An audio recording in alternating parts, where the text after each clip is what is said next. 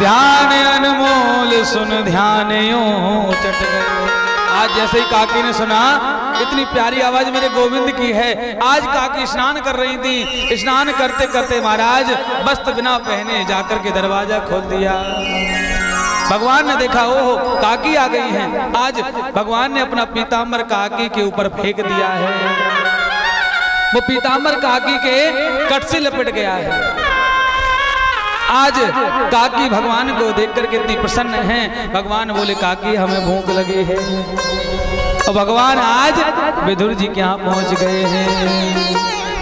आज हरि आए विदुर घर पावना, आज हरि आए रे घर पावना, आज हरि आए विदुर घर पावना, हरि आए विदुर घर पावना, आज हरि आए विदुर घर पावना। विदुर नहीं विदुर रानी घर में, विदुर नहीं विदुर रानी घर में, विदुर नहीं विदुर रानी घर में, विदुर नहीं विदुर रानी घर में। आज हरि आए विदुर घर पावना, आज हरि आए विदुर घर पावना, आज हरि आए विदुर घर पावना।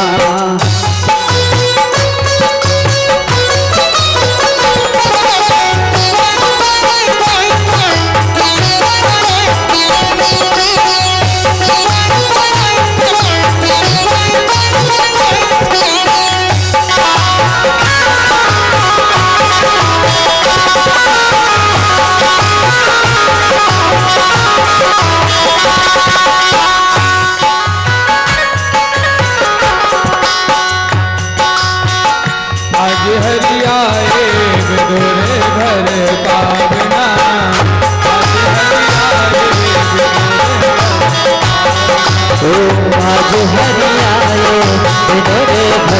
पावना, आज हरि आए विदुर घर पावना। आज भगवान विदुरानी के यहाँ पहुंच गए हैं। देखिए भगवान वहां कह रहे हैं दुर्योधन से कि हमें भूख नहीं लगी है, और यहाँ विदुरानी से कह रहे हैं काकी मुझे भूख लगी है, काकी मुझे बहुत जोर की भूख लगी है, जल्दी से मुझे प्रसाद दो। आज विदुरानी भागी गई हैं, कदली के वन में रहती हैं तो केले के फर तोड़ के लाई। आज भगवान को बैठाने के लिए सीधा पाटा ना बैठा करके उल्टा पाटा बिछा दिया। भगवान प्रेम में उल्टे पाटे पे बैठ गए। आज भगवान प्रेम में सब भूल गए हैं। आज केले का फल खिला रही हैं तो क्या केले का अंदर का भाग फेंक रही हैं और छिलका खिलाते जा रही हैं, और भगवान प्रेम से खाते जा रहे हैं। सुखदेव जी कहते हैं, परीक्षित देखो भगवान प्रेम में सब भूल गए हैं कि मैं क्या खा रहा हूँ, कहाँ बैठा हूँ, और खाते जा रहे हैं। इतने में विदुर जी आ गए। अरे देवी दरवाजा खोलो, देख रही हो आज अपने घर में गोविंद आने वाले हैं। विदुरानी दरवाजा खोले, बोली महाराज आने वाले नहीं, वो बहुत समय से आके बैठे हैं। कहाँ बैठे हैं देवी? देखो, बोले अंदर बैठे हैं। आज देखा तो भगवान उल्टे पाटे पे बैठे हैं और भगवान छिलके खा रहे हैं।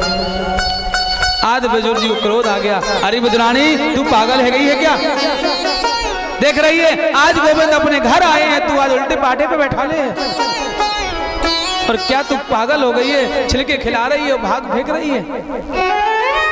गोविंद क्षमा करना, तेरी जो काकी है ना ये प्रेम में पागल हो गई है, कुछ नहीं जानती प्रेम है इसका। भगवान बोले काका बस यही प्रेम से तो मैं आज छिलके पा रहा था, लेकिन काका आपने सारा प्रेम हमारा बिगाड़ दिया है। विदुर जी बोले कन्हैया ये प्रसाद पालो ये वाला। बोले नहीं काका, बस जो स्वाद इस प्रसाद में आ रहा था काकी के में, वो तुम्हारे प्रसाद में स्वाद नहीं है। अब काका पता है जब मेरा एक बार स्वर्ग में बैठे बैठे मन नहीं लग रहा था तो मेरे मन में आया, स्वर्ग ना सहायो जब भेष धर आयो फिरो, ओ पेट भर न पायो प्रवास बन कीनो। जब मैंने काका राम का अवतार लिया तो मेरे पेट नहीं भरा मेरा, तो मैं बन बन भटका, लेकिन मुझे सही से भोजन भी नहीं कर पाया। लेकिन अब दूसरा अवतार मैंने लिया, कहाँ? नंद यशोदा के यहाँ। नंद यशोदा ग्रह जीवन कछुए सो गयो, जाको दही दूध वाको माखन चोर खाने में।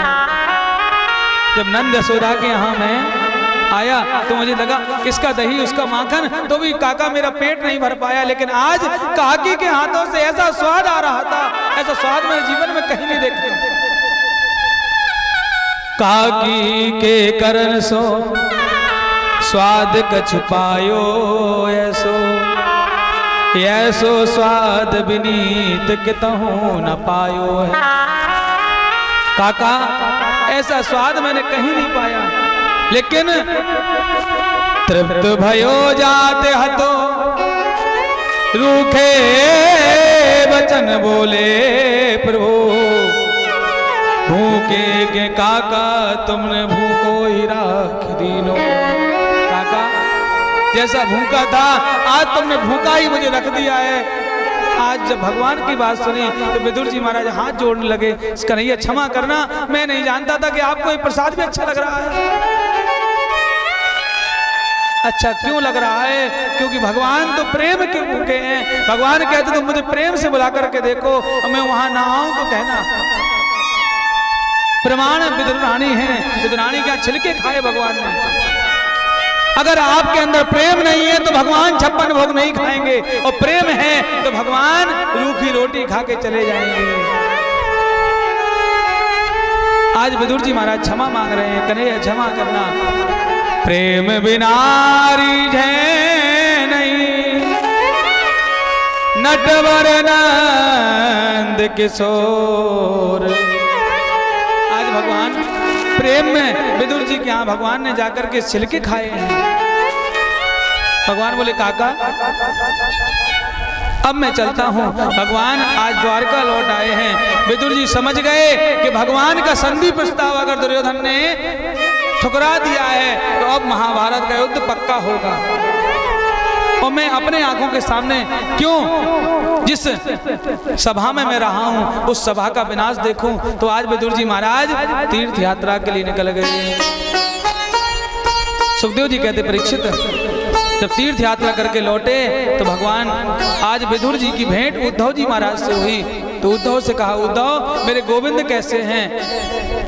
तो उद्धव जी महाराज कहने लगे, विदुर तुम्हें पता नहीं है क्या, भगवान इस धराधाम छोड़ करके चले गए।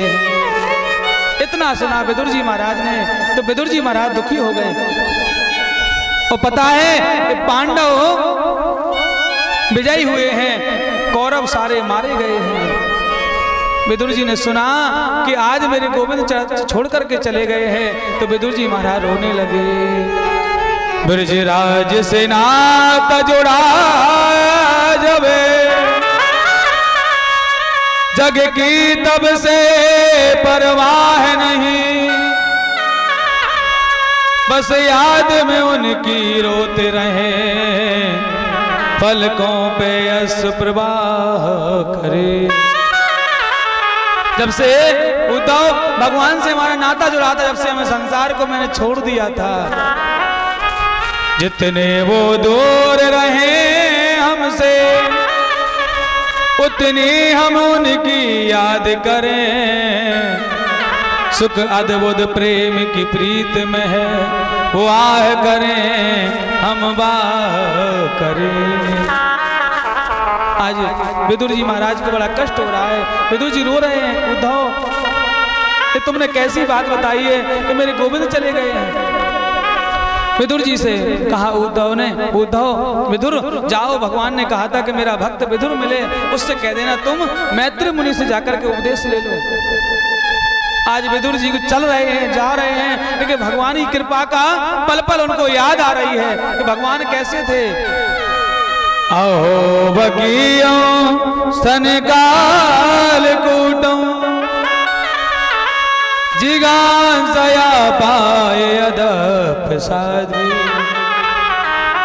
अरे गोविंद कितने प्यारे थे कि वो पूतना जय लगा के आई, भगवान ने उसको भी माता का स्थान दे दिया। ले वे गति, भगवान ने अपने धाम को भेज दिया। आज विदुर जी महाराज रोते हुए मैत्री जी महाराज के पास पहुंच गए हैं। विदुर जी महाराज ने मैत्री जी से कई प्रश्न किए हैं। विदुर जी ने मैत्री जी से प्रश्न किया, प्रभु सुखी रहने के लिए क्या करना चाहिए? सुखाय कर्माणि करो तिलोके नाते सुखम वान दुपारमंबा।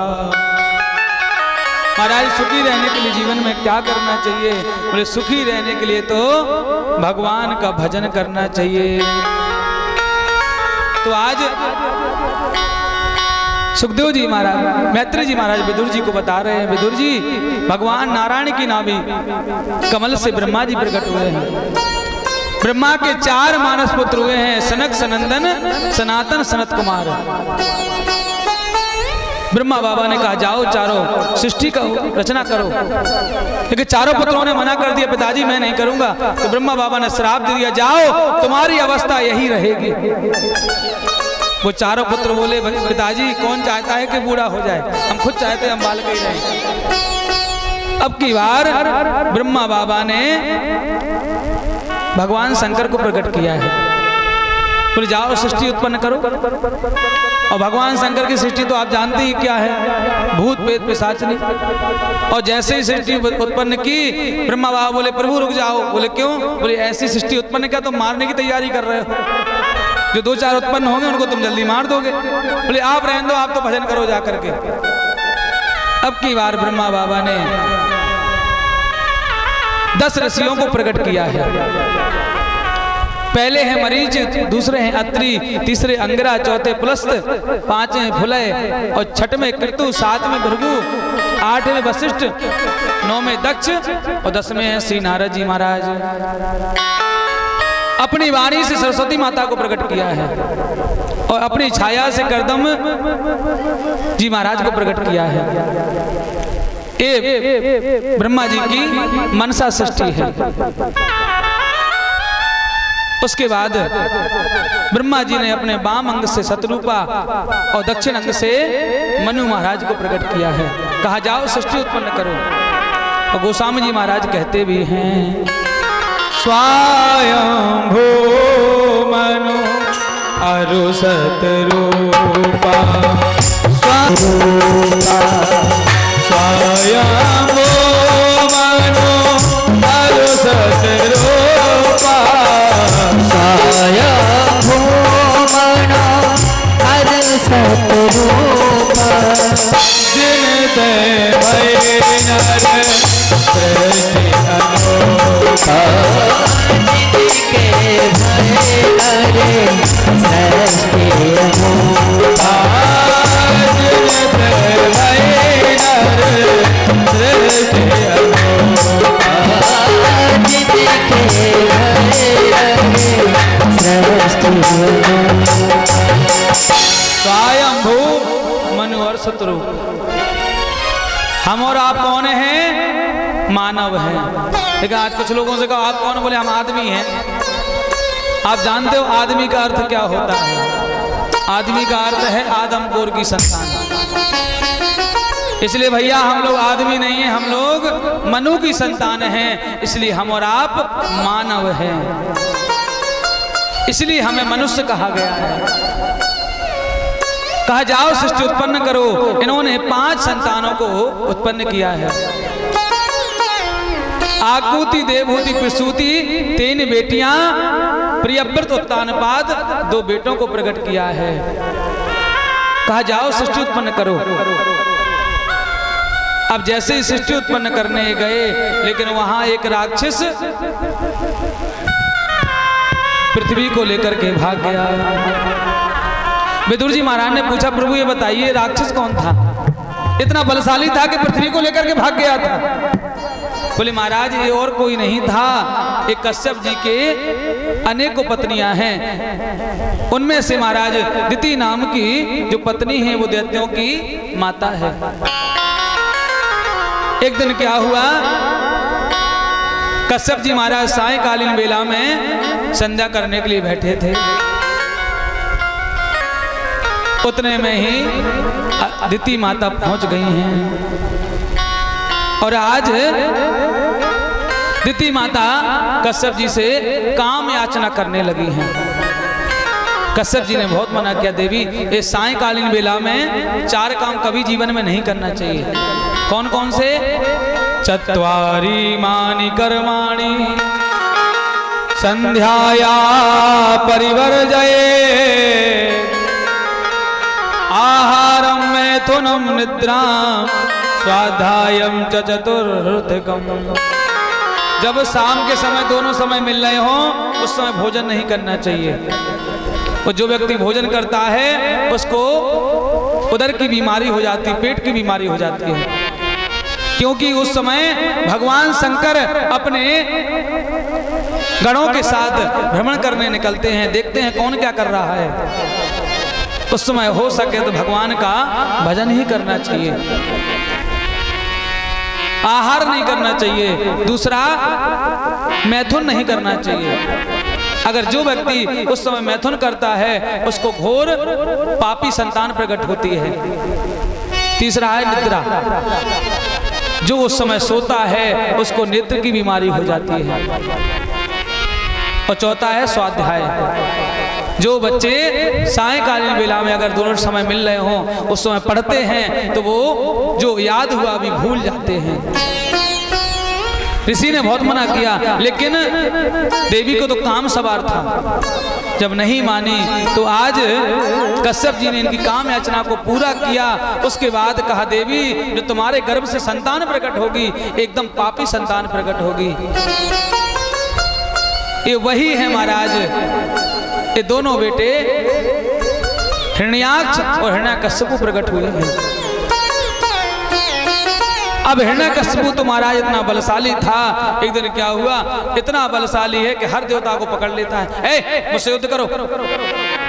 अब बेचारे देवता तो ठहरे कमजोर से, भागे भागे घूमते हैं। इतने में क्या हुआ, एक दिन कोई नहीं मिला तो नारद जी मिल गए। बोले, ए बाबा मैं देख रहा हूं जब से हरे राम कर रहा है, कुछ लड़ना भिड़ना जानता है क्या? नारद जी बोले, महाराज हम लड़ना भिड़ना नहीं जानते, लेकिन लड़ाना खूब हमें आता है। अच्छा, लिया वाले गोपाल सभी बोले, नंदलाल मुरलिया वाले, गोपाल मुरलिया वाले, हो नंदलाल मुरलिया वाले, गोपाल मुरलिया वाले, नंदलाल मुरलिया वाले। भैया बताओ किस किस के गोपाल जी हैं, हाथ उठा करके। हमारी कुछ माता जी सोच रही हैं शायद हमारे नहीं है। अरे भैया भगवान सबके हैं ना। अच्छा, व्रत किस किस का है आज? किसी का नहीं है ना। अरे भैया खूब भोजन करके आए हैं तो हाथ उठा के सेवा करिए और मुख से खूब बोलिए। कैसे? गोपाल मुरलिया वाले, नंदलाल मुरलिया वाले, गोपाल मुरलिया वाले, नंदलाल मुरलिया वाले, गोपाल मुरलिया वाले, नंदलाल मुरलिया वाले, गोपाल मुरलिया वाले,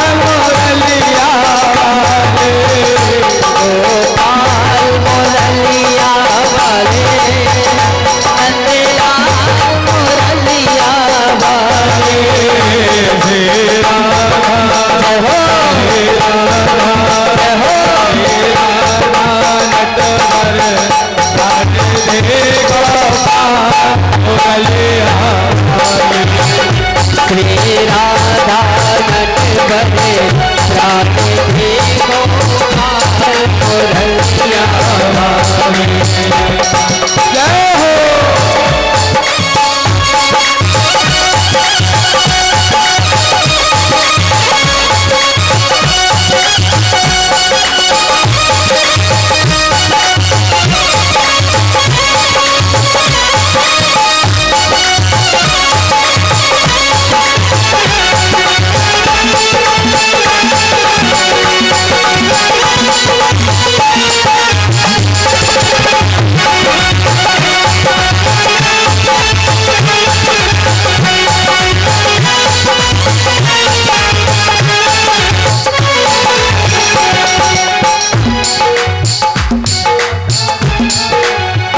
राधा राधा राधा राधा राधा राधा राधा राधा राधा राधा राधा राधा राधा राधा राधा राधा राधा श्री राधा श्री राधा श्री राधा रतवर रानी देगा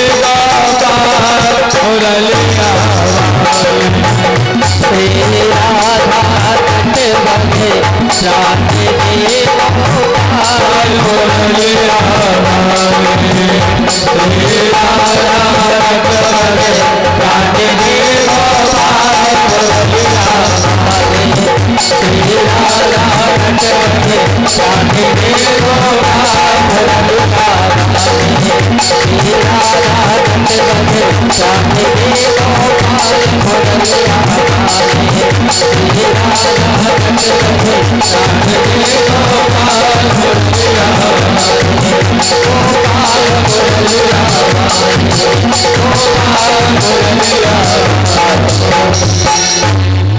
बोले आनंद कंद भगवान की जय हो। हनुमान जी महाराज की जय हो। आज नारद जी से कहने लगा, क्यों बोलते हो? नारद जी बोले झगड़ा करना नहीं जानते लेकिन कराना खूब जानते हैं, और तुम्हारा ऐसा करा देंगे कि तुम्हारे पुरखे भी नहीं सुलझ पाएंगे। अच्छा तो कराओ कौन है? बोले ऐसा करो, इस पृथ्वी को तुम लेकर के भाग जाओ, लड़ने वाला अपने आप तुम्हारे सामने आ जाएगा। इसने उठाई पृथ्वी और लेकर के जाने लगा। आज मनुष्य रूप आने देखा कि महाराज अब सृष्टि उत्पन्न कहाँ करें जब पृथ्वी लेकर के जा रहा है। आकर के ब्रह्मा जी से कहा, बाबा हम तो सृष्टि उत्पन्न करने गए थे लेकिन एक राक्षस तो पृथ्वी लेकर के चला जा रहा है। इतने में ब्रह्मा बाबा को छींक आ गई तो उसमें से 12 भगवान प्रकट हो गए हैं। बोली 12 भगवान की जय हो। आज जैसे ही 12 भगवान प्रकट हुए हैं, आज चल दिए हैं। 12 भगवान ने जाकर के हिरण्याकश्यप के हाथों से पृथ्वी को छीन लिया है। आज छीन करके ले जाने लगे तो आज हिरण्याक्ष कह रहा है, अरे जंगली सुअर तू कहां जा रहा है? लेकिन आज भगवान ने कुछ नहीं कहा, जाकर के पृथ्वी को स्थापित किया और लौट करके आए। बोले अब बताओ श्रीमान जी आप क्या कह रहे थे हमसे? जंगली सुअर, सही कहा आपने, लेकिन पता है आप कौन हो? सत्यम वयम भो वन गोचरा मृगा। आपने सही कहा कि मैं वन में घूमने वाला सुअर हूं, लेकिन आप कौन हो? यशवंदिधान मृगए ग्राम सिंहा। अरे तुम तो गांव के सिंह हो। अब बताओ भैया, जैसे ही गांव का सिंह कहा अब तो हिरण्याक्ष की आंखें लाल हो गई। अच्छा, अब आप लोग सोच रहे होंगे शेर तो अच्छा कहा था, लेकिन भैया संस्कृत की गाली है, लोगों से कहो तो उनको अच्छी लगेगी। सिंह का मतलब है तुम गांव के कुत्ते हो। अब तो हिरण्याक्ष की आंखें लाल होगी। अच्छा तुम मुझसे गांव के कुत्ता कह रहे हो? अब तो भगवान पे टूट पड़ा। भगवान ने खेल खेल में उठा करके धड़ाम से ऐसा पटका, इसका गोविंद आए नमो नमः हो जाता है। अब जैसे ही ये मरता है, देवता हाथ जोड़ करके स्तुति करने आ जाते हैं। लेकिन देवताओं को विश्वास नहीं है कि इतनी जल्दी मर जाएगा ये। तो देवता डर के मारे क्या कह रहे हैं? नमो नमस्ते खिलयाज्ञ तंतवे स्तुतो गृहीता मल सत्वमूर्ते। अरे महाराज धन्य है, ये कितना बड़ा पुण्यात्मा था जो आपके द्वारा मारा गया है। भगवान बोले जी स्तुति कौन सी हो रही है? ये था तो दुष्ट, काय का पुण्यात्मा था? ये तुम्हें रोज मारता था, रोज झगड़ा करता था, वो पुण्यात्मा बोल रहे हो। इसका मतलब देवताओं को डर लग रहा है कि शायद अभी जिंदा हो तो सुनकर गुस्सा ना हो जाए। ऐसी स्तुति करो कि इसको बुरी भी लगे। भगवान समझ गए कि देवताओं को विश्वास नहीं है कि मरा नहीं है। भगवान ने एक खींच के लात मारी, सामने गिर पड़ा है। अब देवताओं को विश्वास होगा कि ये मर गया है। अब देवता खुल के कहने लगे, दृष्टो हतोन्यं जगता मरंदो तत्पाद भक्त्या वयमीश निवृता। महाराज आपने बड़ी कृपा की जो इस दुष्ट का संहार कर दिया। आपके चरणों में बारंबार प्रणाम है। देवताओं ने प्रणाम किया, भगवान अंतर्ध्यान हो गए। मैत्री जी कहते विदुर जी ऐसे भगवान ने पृथ्वी को स्थापित किया है। अब तो जैसे सृष्टि का विस्तार हुआ तो मनु महाराज की जो 3 बेटियों में से मझली बेटी देवहूति का विवाह करदम जी महाराज के साथ हुआ है। लेकिन विवाह में इनकी शर्त रखी गई है कि महाराज जब एक पुत्र हो जाएगा तो हम एक संतान हो जाएगी तो हम घर छोड़ करके जंगल में चले जाएंगे। अब तो जैसे ही विवाह हुआ करदम जी महाराज समाधि में चले गए। कई वर्ष समाधि में रहे और जब समाधि खुली देखा कि कोई बूढ़ी सी डोकरी सामने बैठी। बोले देवी तुम कौन हो? बोले महाराज अपनी पत्नी को भूल गए हो, हम आपकी पत्नी देवहूति है। करदम जी महाराज प्रसन्न हो गए हैं, ले जाकर के सरोवर में स्नान कराया तो जो आयु पहले थी वही आयु दोनों की हो जाती है। अब तो आश्रम में दोनों निवास कर रहे हैं। महाराज करदम जी महाराज को 9 बेटियां हो गई हैं। एक दिन करदम जी महाराज बैठे बैठे सोच रहे हैं कि बा करदम, कहाँ तू कह रहा था कि एक संतान होते हुए जंगल में चले जाऊंगा और यहाँ 9 बेटियां हो गई, अभी तक जंगल में नहीं गया। आज करदम जी महाराज जाने लगे तो देवहूति माता ने चरण पकड़ लिए। बोले महाराज कहाँ जा रहे हो? बोले देवी मैंने तुमसे कहा था कि एक संतान होती मैं जंगल में चला जाऊंगा। बोले महाराज ये बेटियां हैं, विवाह होके अपने घर चली जाएंगी, मैं तो अकेली की अकेली रह जाऊंगी। कम से कम एक पुत्र तो होना चाहिए। अब करदम जी महाराज को याद आ गया, भगवान ने कहा था करदम अगर तू विवाह करेगा तो तेरा पुत्र बन के मैं आऊंगा। तो आज जब भगवान घर में आ रहे हैं तो जंगल में क्या जाएं। आज विदुर जी महाराज रुक गए हैं। कालांतर में विदुर जी आज करदम जी महाराज के यहाँ कपिल देव भगवान प्रकट होते हैं। बोले कपिल देव भगवान की जय हो। आज पुत्र के रूप में कपिल देव भगवान का जन्म होता है तो आज खूब बधाई गब रही है और ब्रह्मा बाबा अपने सारे पुत्रों को लेकर के कपिल देव भगवान की जन्मोत्सव की बधाई देने आए हैं। बाबा करदम के द्वारे आए बधाई बाज रही। बाबा करदम के द्वारे बधाई बाज भैया देखो भैया आज भगवान पता कहाँ आए हैं? ऋषियों के यहाँ आए हैं और ब्राह्मणों के यहाँ भगवान आए हैं। तो ऐसे बधाई नहीं जैसे पुत्र की बधाई मनाते हैं, ऐसे खूब ताली सेवा करते हुए दिव्य भगवान के जन्म का आनंद लेना है। बाबा करदम के द्वारे बधाई बाज रही। बाबा करदम के द्वारे बधाई बाज रही। बाबा करदम के द्वारे बधाई बाज रही। बाबा करदम के द्वारे बधाई बाज रही। बाज रही बाज रही बाज रही बाज रही बाज रही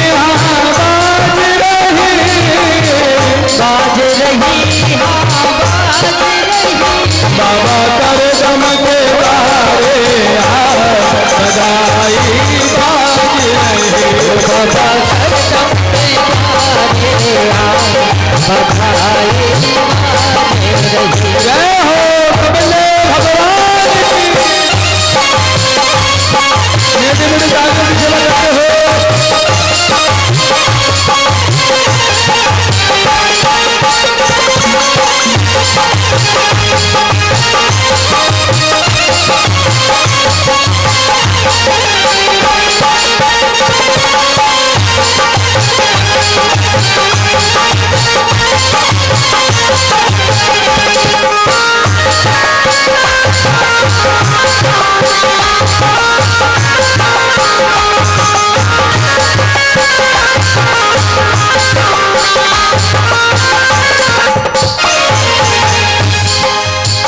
सुर नर मुनि दर्शन को आए, सुर नर मुनि दर्शन को आए, सुर नर मुनि दर्शन को आए, सुर नर मुनि दर्शन को आए, दर्शन आए दर्शन को आए, दर्शन को आए, दर्शन को आए, सुर नर मुनि दर्शन को आए, सुर नर मुनि दर्शन को आए, कपट लोक बलिहार बधाई बाज रही। बाबा कर दम के बारे बधाई बाज रहे बाबा कर दम के बारे बधाई बाज रहे। जय हो कबले भगवान की।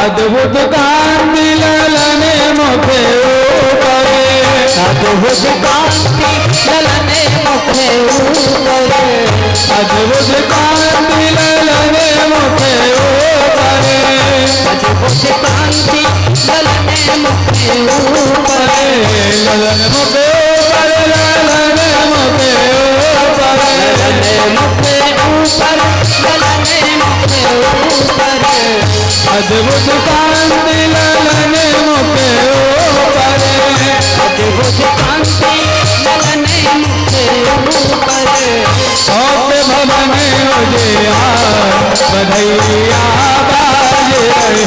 बड़े होते भवन उजियार बधैया बाजे रहे बाबा कर दम के बारे बधैया बाज रहे।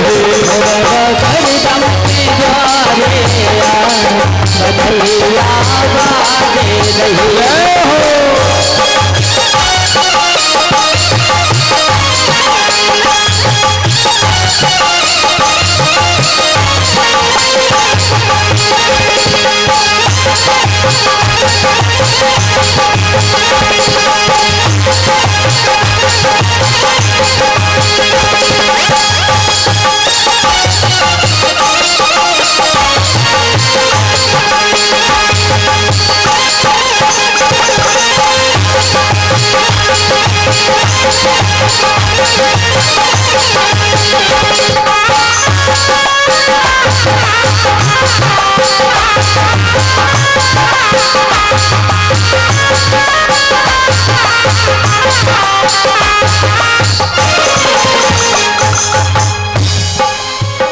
घर घर आज बजते हैं बधाई, घर घर आज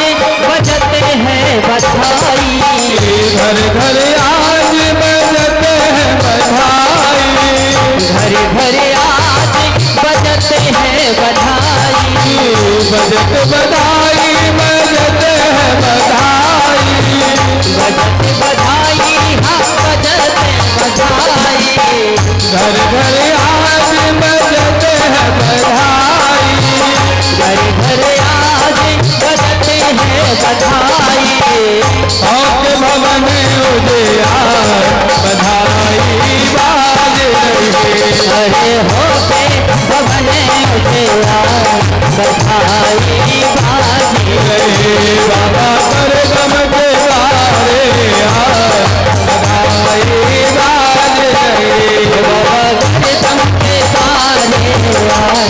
बधाई बाज रही, बाबा कर दम के सारे यार बधाई बाजे रहे, बाबा कर दम के सारे यार बधाई बाज रही, बाबा कर दम के सारे यार बधाई बाजे रहे, बाबा कर दम के सारे यार बधाई बाज रही, बधाई बाजे रहे, बधाई बाजे रहे, बधाई बाजे रहे।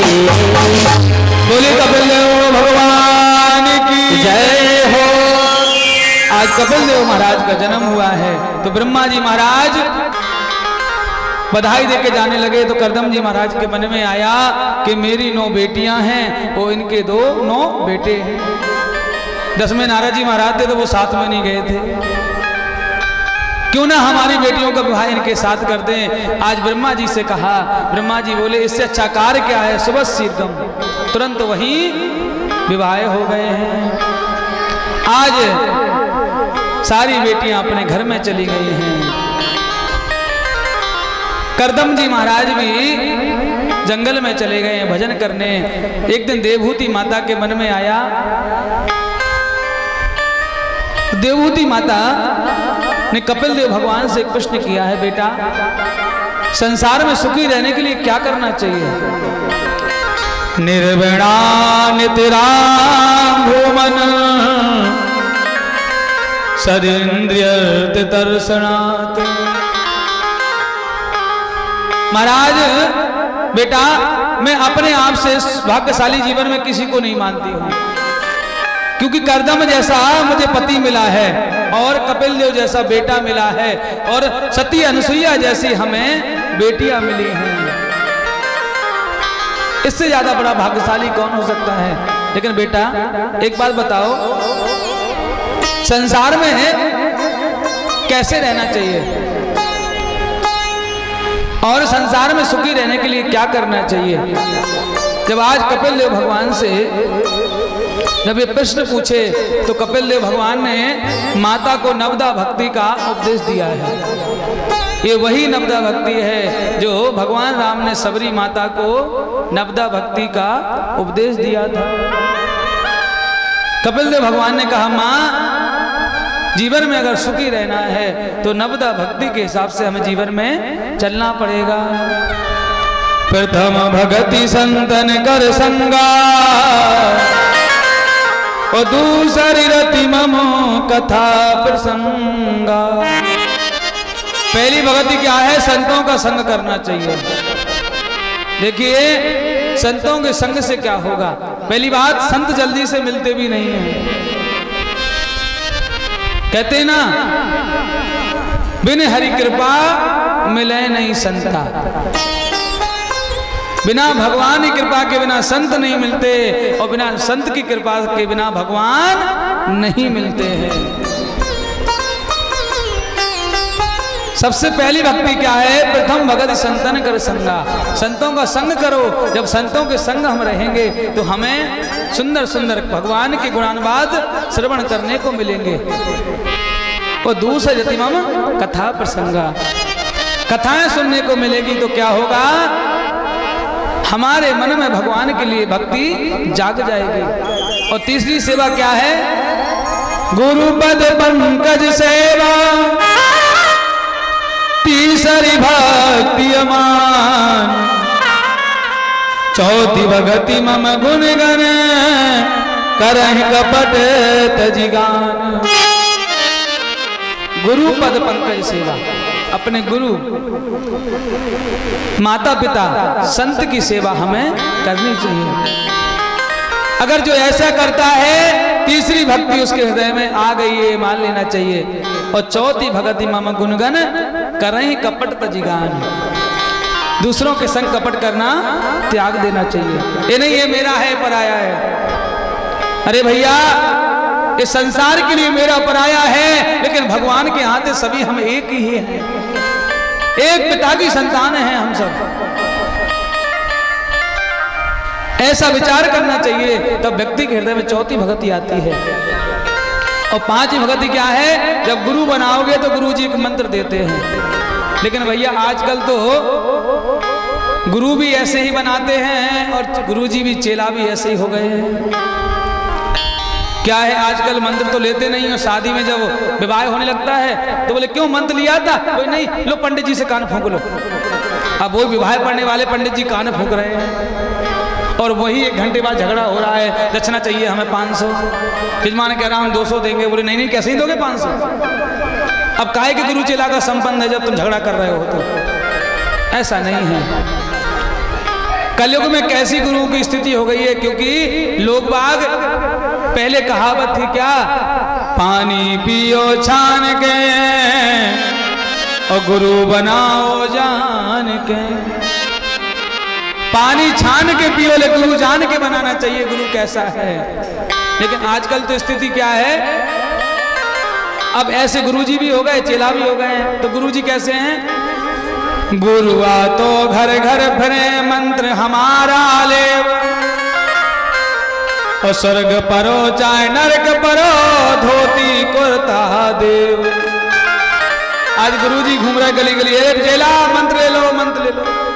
अब चेला मंत्र भी ले ला, गुरुजी को मतलब नहीं है चेला क्या कर रहा है, अच्छा कर रहा है कि बुरा कर रहा है। वो तो कहते हैं बेटा चाहे स्वर्ग में जाओ चाहे नरक में जाओ, हमें तुम धोती कुर्ता साल में दे दो। और चेला भी ऐसे ही हो गए। एक चेला से कहा एक व्यक्ति ने जाके, तुम्हारे गुरुजी चले गए। चेला बोला बहुत अच्छा रहा। बोले क्यों? तो चेला कहने लगा, गुरु मरे तो भले मरे, और चेला के मन चैन, और हर साले आ जाते थे धोती कुर्ता लेने। बोले मरे तो सही मर गए, हर साले आ जाते। चेला गुरुकुलमासी है, धोती कुर्ता। इसलिए भैया गुरु जान के बनाना चाहिए, और चेला भी जान के, क्योंकि चेला और गुरु का एक पुत्र पिता का संबंध होता है। अगर गुरु गलत करेगा तो वो चेला को लगेगा, अगर चेला गलत करता है तो उसमें गुरु की साधना नष्ट होती है। खाली गुरु बनाने से काम नहीं होता है। गुरु ने जो मंत्र दिया है उस मंत्र का हमें जाप करना चाहिए, क्योंकि देखा देखी में गुरु तो बना लेते हैं लेकिन मंत्र जाप नहीं करते। और जब मंत्र जाप नहीं करोगे तो आपको गुरु दीक्षा का फल नहीं मिलेगा।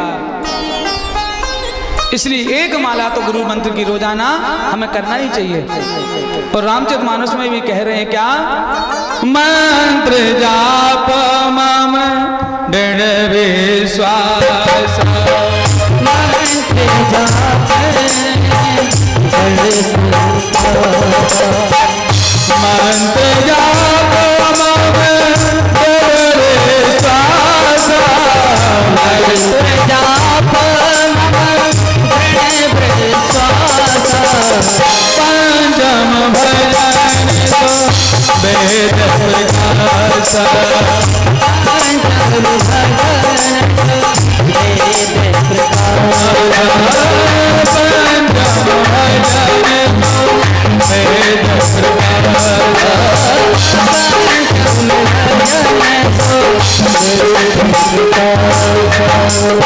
मंत्र जाप मम दृढ़ विश्वास।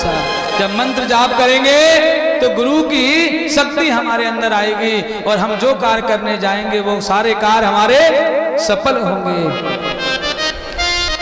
आज ऐसी नवदा भक्ति का उपदेश कपिल देव भगवान ने अपनी माता देवहूति को दिया है।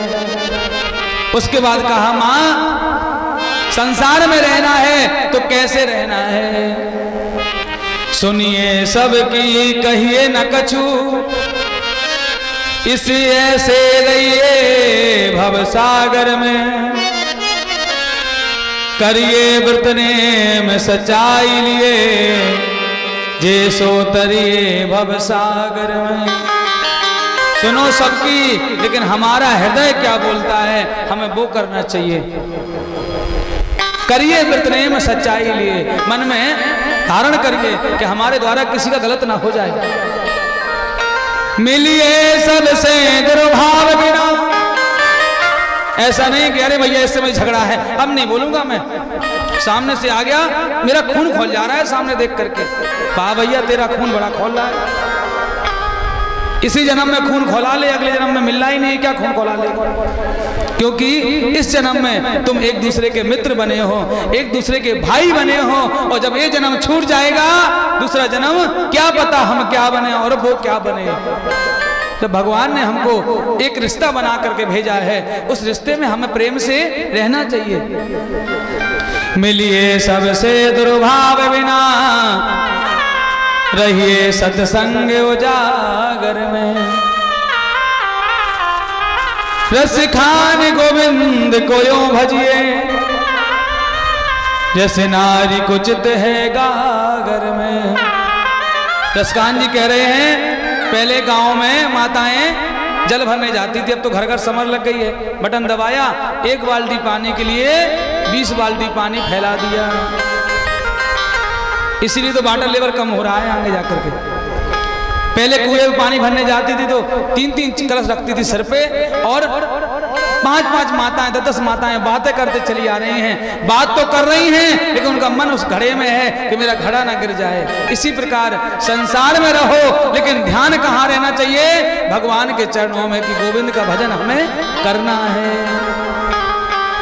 कबीरा सब जग निर्धना, धनवंता नहीं कोई, और धनवंता सोई जानियो, जप राम नाम धन होय। धनवान संसार में वो है जिसके मन राम का नाम का धन है। लेकिन आजकल लोग पैसे वाले को धनवान मानते हैं, लेकिन जब कोरोना काल आया तो इतना इतना पैसा रखा रह गया, कोई काम नहीं आया। बताइए बचा पाया किसी को क्या? बेटा पिता के पास नहीं जा रहा था, कौन बच पाया है? जिसके पास भगवान का धन था, वो भगवान के सहारे जी रहा था। ठाकुर जी जाने अब भगवान जैसा करेगा वही जीवन में संघर्ष में जीता है। नहीं, करोड़पति महाराज धन धरे हैं, लो पैसा ले लो लेकिन मेरे पिता को बचा लो, लेकिन डॉक्टर साहब ने पिता को नहीं बचा पाया।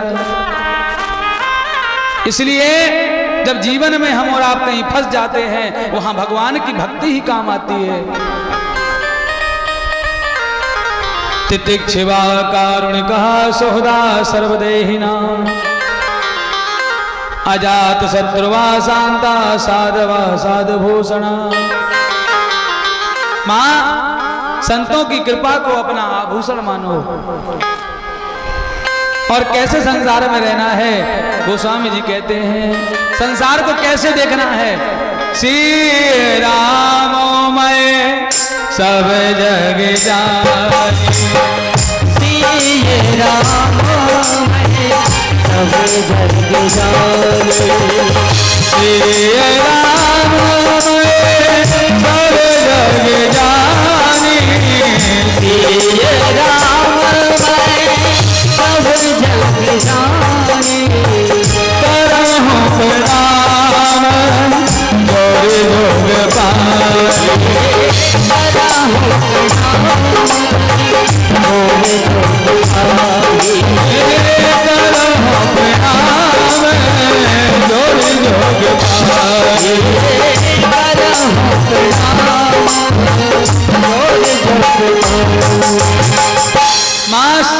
श्री राम मैं सब जग जाने, सारे संसार को भगवान मैं देखो।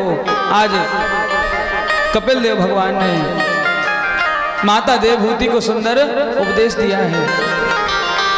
बोले मां, नर जीवन वही धन्य है जिसके हृदय में ठाकुर जी बसे हैं। मुखमंडल की छवि कौन कहे, वरवैन मनोहर नैन विशाला। नर जीवन धन्य वही जिसके मन मंदिर में बसा बंसी वाला। जीवन धन उसी का है इसके हृदय में ठाकुर जी बसे हैं। आज कपिल देव भगवान ने उपदेश दिया, देवहूति माता वहीं गंगा सागर में जल में परिवर्तित होकर बहने लगी है। वहीं गंगा सागर में कपिल देव भगवान तपस्या करते हैं। आज भी वहाँ मकर संक्रांति को बहुत दिव्य मेला लगता है और कहते भी तो हैं सारे तीर्थ बार बार पर गंगा सागर एक बार। जो गंगा सागर गए होंगे वहां महाराज गंगा माँ का विशाल रूप देखा होगा। कितना बड़ा रूप है गंगा माँ का। मैत्री जी कहते हैं विदुर जी ऐसे कपिल देव भगवान ने अपनी माता को समझाया है। आगे सुखदेव जी कहते परीक्षित मनोस्तु सतरूपायां त्रिसा कन्याश्च जिग्गरे आकोति देव होतिश्चा प्रतु श्रीरति विश्वतः। महाराज मनु की 3 बेटियों में से अभी हमने मझली बेटी देवहूति का चरित्र श्रवण किया है। बड़ी बेटी का नाम है आकोति। इसका विवाह रुचि प्रजापति के साथ हुआ है, लेकिन एक शर्त रखी गई है। क्या? पुत्र का धर्म। पुत्र का धर्म क्या होता है कि बेटी का पिता शर्त रखता है अपने दमान से कि जो तुम्हारी पहली संतान होगी वो संतान तुम मुझे दोगे। तो इनके यहाँ साक्षात यज्ञनारायण भगवान प्रकट हुए हैं। बोलिए यज्ञनारायण भगवान की जय हो। यज्ञनारायण भगवान का विवाह दक्षिणा नाम की कन्या के साथ हुआ है। तो देखो भैया, जो लोग कहते हैं ना पंडित जी दक्षिणा ज्यादा चढ़वाते हैं, तो देखो भैया कोई भी यज्ञ करते हैं हम उसमें दक्षिणा की महिमा क्यों है? क्योंकि यज्ञनारायण भगवान की पत्नी का नाम है दक्षिणा। और जब तक दक्षिणा नहीं चढ़ाओगे तब तक यज्ञ पूरा नहीं होता है। इसका मतलब ये नहीं कि आप 50 चढ़ाओ 100 चढ़ाओ। अरे आप 1 रुपये चढ़ा दो, लेकिन वहां चढ़ाने की महिमा है। ये बाध्यता नहीं है कि आपको 10 ही चढ़ाना है, लेकिन 1 रुपये चढ़ाओ, लेकिन वहां चढ़ाना चाहिए। क्यों? क्योंकि उसके बिना यज्ञ पूरा नहीं होता है। सुखदेव जी कहते परीक्षित देवहूति, मैत्री जी कहते विदुर जी मनु महाराज की जो सबसे छोटी बेटी का विवाह दक्ष प्रजापति के साथ हो गया, जिनके महाराज 16 बेटियां हुई हैं, जिसमें से महाराज 13 धर्म को ब्याही हैं। उनमें से महाराज मूर्ति नाम की पत्नी गर्भ से भगवान नारायण ऋषि रूप में प्रकट हुए हैं। बोलिए नारायण भगवान की जय हो। जो महाराज बद्रीनाथ धाम में निवास कर रहे हैं और स्वाहा नाम की बेटी अग्निदेव को ब्याही है। तो आपने देखा होगा जब यज्ञ कर रहे होंगे तब पंडित जी कहते हैं साकल्य डालने के बाद स्वाहा बोलो। स्वाहा क्यों बोलते हैं? क्योंकि अग्निदेव की पत्नी का नाम है स्वाहा। जब तक स्वाहा नहीं बोलोगे तब तक आपकी आहुति नहीं मानी जाएगी। इसलिए कभी भी हवन में बैठो हमें स्वाहा जरूर बोलना चाहिए। और सबसे छोटी बेटी का नाम है सती, जो भगवान शंकर को ब्याही है। लेकिन सुखदेव जी कहते परीक्षित सती माता की कोई संतान नहीं हुई है। बोले क्यों? तो विदुर जी कहने लगे महाराज मुझे सती माता का चरित्र सुनना है। तो आज मैत्री जी महाराज विदुर जी को सती माता का चरित्र सुनाते हैं। बोले विदुर जी एक समय की बात है जब दक्ष प्रजापति को प्रजापति की गादी मिल गई है। और भैया जब कोई कुर्सी मिल जाए उसका अभिमान जल्दी आ जाता है। अरे मैं तो बहुत बड़ा हूं, अरे अब तो छोटे लोग मेरे लिए क्या हैं। ऐसे ही आज दक्ष प्रजापति को जब गादी मिली, दक्ष प्रजापति को अभिमान आ गया। गोस्वामी जी कहते हैं बड़े अधिकार दक्ष जब पावा, बड़े अधिकार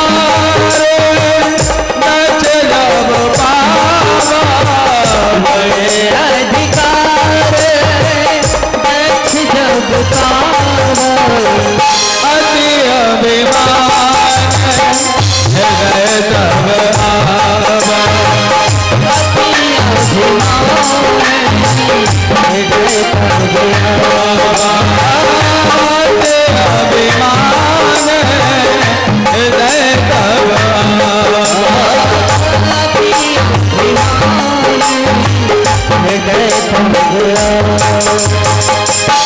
जैसे ही प्रजापति की गादी मिली, अब तो ईमान साथ में आ गया। ऐसा कोई एक ही बिरला होता है जिसको ठाकुर जी की कृपा से ईमान नहीं आता, नहीं तो ईमान तो साथ में घूमता है लोगों के। जैसे ही कुछ कुर्सी मिली तो फिर तो सम्मान चाहने लगते कि मुझे सम्मान मिल जाए। दक्ष जब प्रजापति बना तो आज सम्मान सभा लगी थी, सारे देवता सम्मान में बधाई देने गए हैं। ब्रह्मा जी गए, भगवान विष्णु गए हैं, भगवान शंकर भी गए हैं, छोटे से छोटे देवता सभी गए हैं, बड़े से बड़े देवता गए हैं। जैसे ही दक्ष सभा में आया तो सारे देवता खड़े हो गए, लेकिन 3 देवता खड़े नहीं हुए। दक्ष ने चारों तरफ देखा, सब खड़े हैं तो बड़ा मन प्रसन्न हुआ, लेकिन जैसे ही इस तरफ देखा तो मन उदास हो गया। ब्रह्मा जी की तरफ देखा, कोई बात नहीं, बोले तो मेरे पिताजी हैं, अगर पिताजी खड़े नहीं हुए बेटे के लिए तो कोई बात नहीं है। भगवान विष्णु की ओर देखा, बोले कोई बात नहीं, ये तो मेरे बाबा हैं। लेकिन जैसे ही भगवान शंकर की ओर देखा, अब तो आंखें इसकी लाल हो गई हैं। अरे ये तो मेरा दामाद है। अरे राम राम, मैंने भी बहुत बड़ी गलती कर दी, इससे अपनी बेटी ब्याह दी। ये क्या जाने मरघट पे रहने वाला है, ये थोड़ी नहीं जानता है कि राजा के यहाँ क्या सम्मान होता है। मेरी तो मति खराब हो गई थी जो मैंने इस मरकट लोचन को अपनी बेटी ब्याह दी। और कहने लगा, गृहीत्वा मृगसावाच मरकट लोचन। आज उल्टे सीधे कटु शब्द बोलने लगा है, लेकिन भगवान शंकर इतने भोले हैं, वो कुछ नहीं बोले। लेकिन कहते हैं ना, अगर चेला बगल में खड़ा है, गुरु जी को कोई भला बुरा बोल रहा है, उसका चेला को नहीं सुनना चाहिए। अगर चेला सुनता है तो उसको गौ हत्या का पाप लगता है। गोस्वामी जी ने कहा है, हरि हरि निंदा सुनहि जो काना, हरि हरि निंदा सुनहि जो काना, हरि हरि निंदा सुनहि जो काना, हरि हरि निंदा सुनहि जो काना। होए पाप गो नाथ समाना,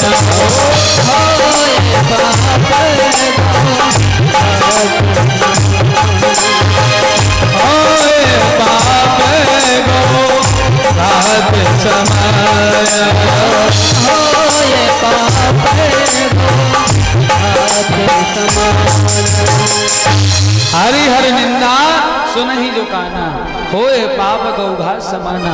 अपने गुरु की निंदा नहीं सुननी चाहिए। अब तो नंदी को लगा कि मेरे गुरुजी को ये गाली दे रहा है और हम खड़े खड़े सुन रहे हैं। नंदी बोले, ए दक्ष, जब से मैं देख रहा हूं तू बुकरे कैसा मुंह चला रहा है, जा मैं तुझे श्राप देता हूं, तेरा मुंह बकरा कैसा हो जाए।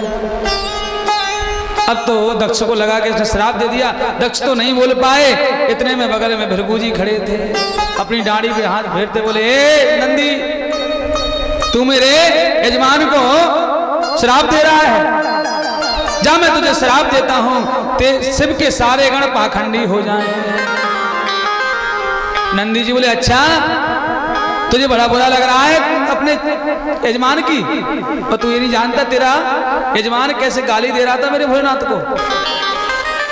नंदी बोले, सुन, मैं तुझे श्राप देता हूं, तेरे जैसे चाटुरकार ब्राह्मण जो यजमान से अच्छे बुरे का फैसला नहीं कर पाते हैं, तेरे जैसे ब्राह्मण सर्व भिक्षा दुजातयः, भिखमंगा हो जाए।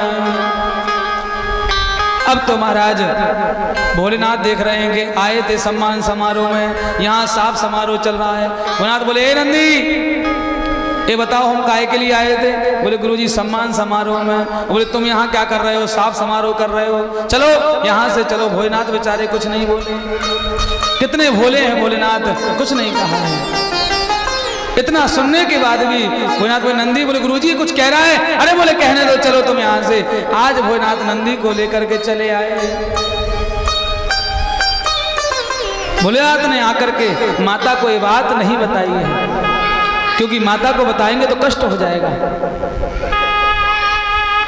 भोलेनाथ कैलाश पर बैठ गए हैं, लेकिन दक्ष ने भोलेनाथ से बैर के कारण कनखल में बृहस्पति से यज्ञ किया है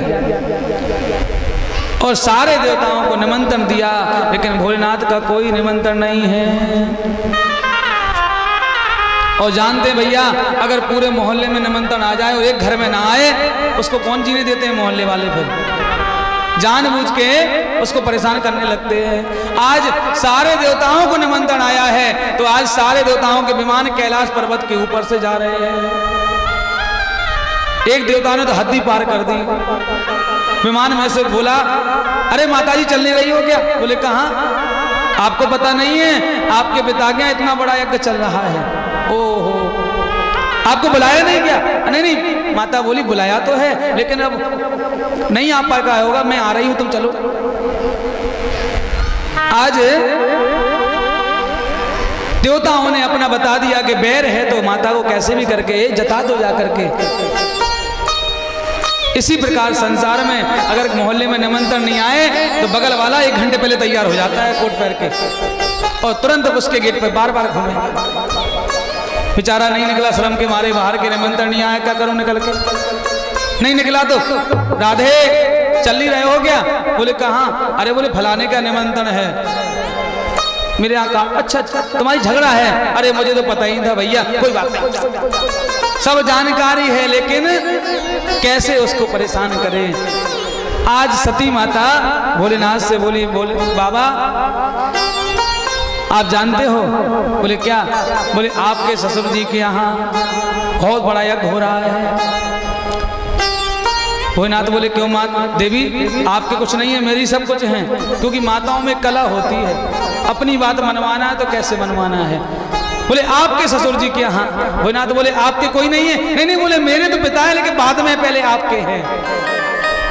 और जब झगड़ा हो जाए तो देखना क्या करती हैं? अरे तुम्हारे बाप की यहाँ था ही क्या, और मेरे बाप की तो वो बुद्धि खराब हुई, तुम्हारे पटक गए, तुम तो मेरे लायक थे ही नहीं। और जब प्रेम से कोई बात मनवाना है तो आपके ससुर जी के यहाँ। भगवान बोले क्या हो रहा है? बोले यज्ञ हो रहा है, चलना नहीं है। भगवान बोले कोई निमंत्रण आया है क्या? बोले निमंत्रण तो महाराज आया होगा, लेकिन शायद नहीं पहुंच पाया होगा। बोले नहीं देवी, बिना बुलाए नहीं जाना चाहिए। बोले महाराज क्यों नहीं जाना चाहिए? पिताजी निमंत्रण जरूर दिया होगा। आज भगवान शंकर बताना नहीं चाह रहे, लेकिन भगवान शंकर को बतानी पड़ी। भगवान शंकर कहने लगे देवी आवत ही हर से नहीं, नैनन नहीं स्नेह, और तुलसी तहां न जाइए, चाहे कंचन बरसे में। देवी जहां हमारे आने से कोई प्रसन्न न हो और दुखी हो जाए, वहां क्या करें? चाहे कंचन बरस रहा हो, देवी वहां नहीं जाना चाहिए। सती माता बोली महाराज ये बताओ, आपके आने से प्रसन्न क्यों नहीं होंगे, क्या वजह है? तो आज भगवान शंकर ने सारी बात बता दी। सती माता बोली महाराज तुम चिंता नहीं करो, मैं पिताजी को डांटूंगी, वो आपसे गलती मनाएंगे। लेकिन आज माता नहीं मान रही है। भोलेनाथ कह रहे हैं देवी कोई निमंत्रण नहीं आया तो नहीं जाना चाहिए। और आज भोलेनाथ कह रहे हैं विश्वास करो हे दक्ष सुता, नहीं कोई निमंत्रण आया है,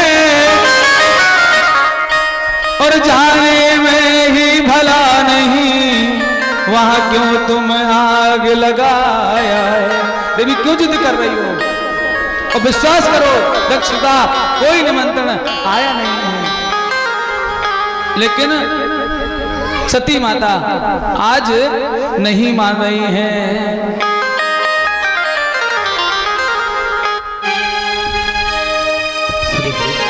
तेरी महिमा जय हो, जब तीनों लोक गाए, शिवनाथ तेरी महिमा, जब तीनों लोक गाए।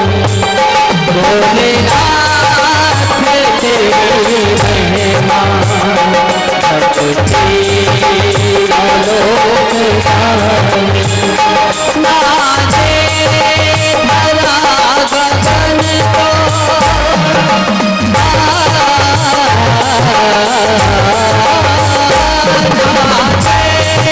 धरा गगन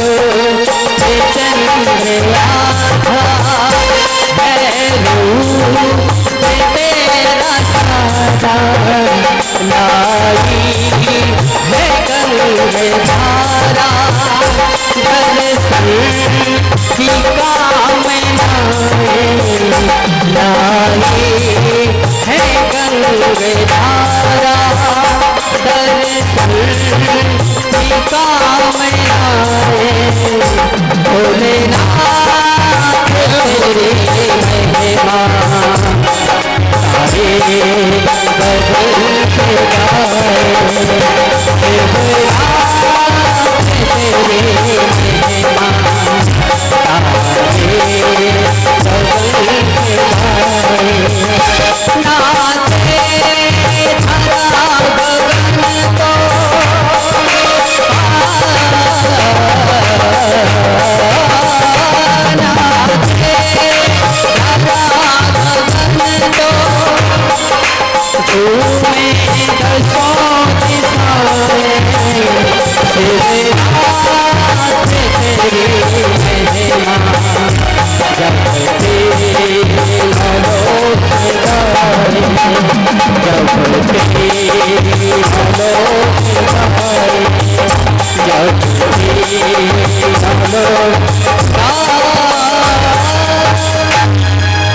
लेकिन सती माता तो जिद पे अड़ी, नहीं नहीं चलो भोलेनाथ।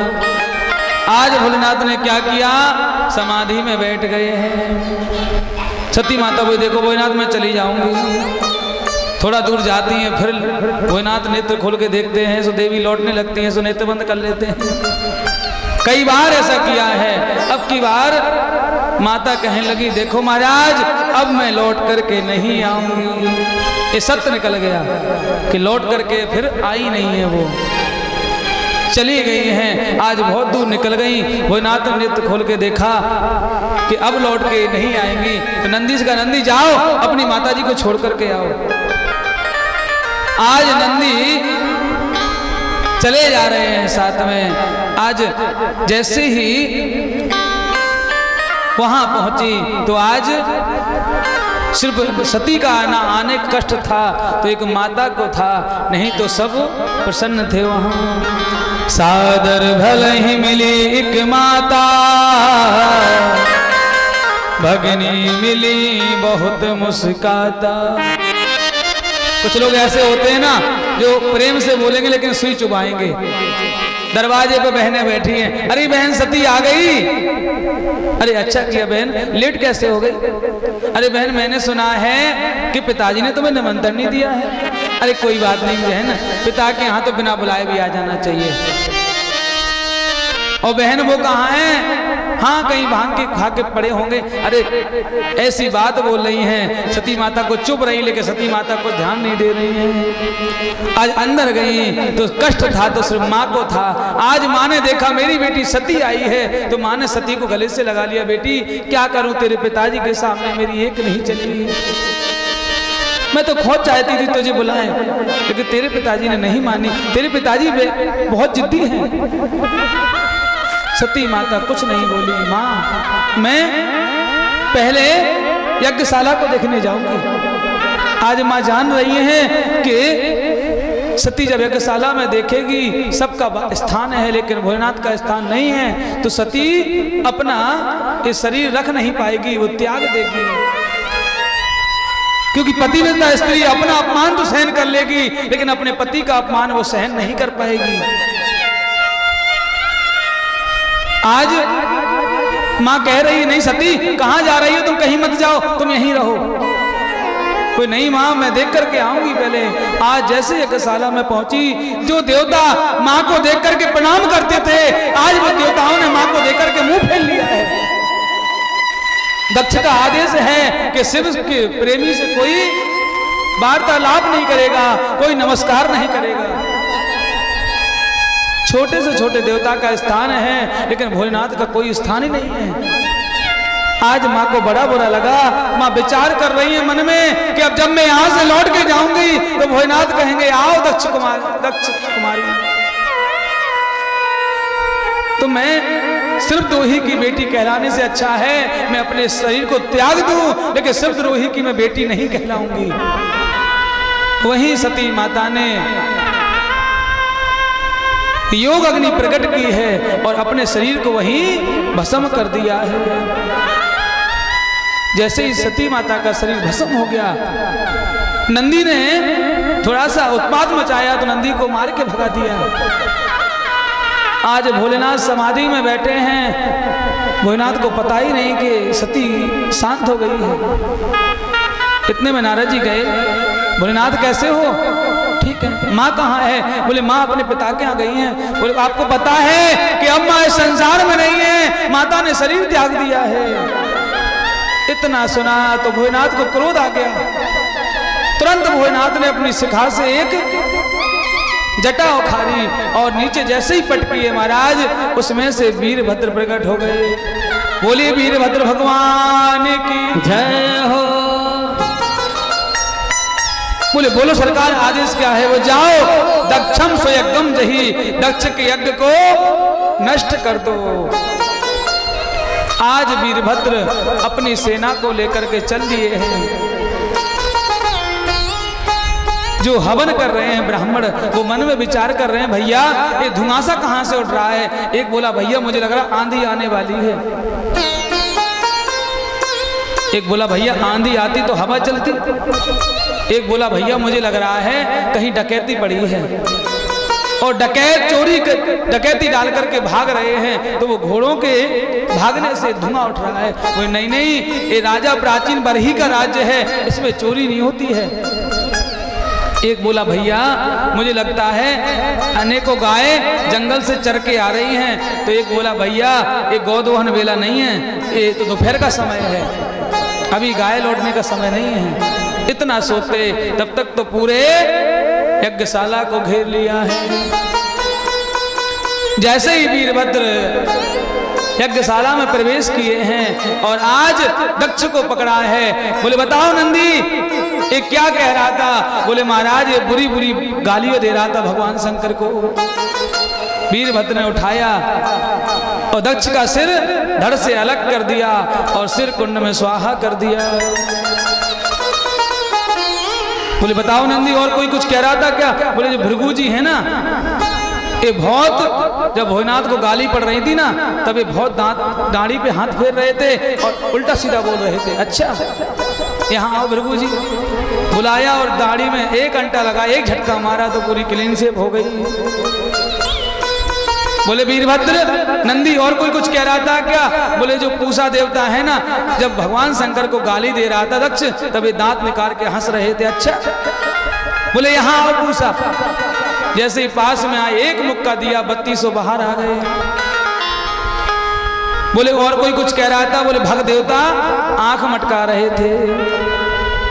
बोले, भग यहाँ आओ। भग को बुलाया, दोनों आंखों में उंगली डाल दी, दोनों नेत्र बंद हो गए। किसी के हाथ पैर टूटे, किसी का पैर टूटा। आज दक्ष का यज्ञ विध्वंस हो गया। आज वीरभद्र लौट करके चले गए। अब सारे देवता रोते रोते ब्रह्मा बाबा के पास पहुंचे। बोले, बाबा, बोले जी टूट फूट के कहां से आए हो। बोले, वही यज्ञ में गए थे। बोले, क्यों गए थे। बोले, निमंत्रण आया था। बोले, ब्रह्मा बाबा बोले, निमंत्रण तो मेरा भी आया था, लेकिन जहां शिव का अपमान हो रहा हो वहां ब्रह्मा विष्णु कभी नहीं जाएंगे। और देवताओं बिना विचारे जो करे और सो पाछे पछताए, और काम बिगाड़े आपनो जग में हंसी कराए। अरे देवताओं, तुम्हें विचार करना चाहिए था, जहां ब्रह्मा नहीं गए, विष्णु नहीं गए और जहां शंकर नहीं गए, वहां तुम लोग क्यों पहुंच गए थे। इसी प्रकार भैया, जहां हमारे बाबा दादा कभी नहीं गए हैं, वहां हम नया रिश्ता जोड़ने जाएं तो नहीं जोड़ना चाहिए। क्यों। क्योंकि जहां हमारे बाबा दादा नहीं गए हैं, इसका मतलब कोई ना कोई वहां कमी होगी, तभी हमारे दादा बाबा वहां नहीं गए होंगे। नहीं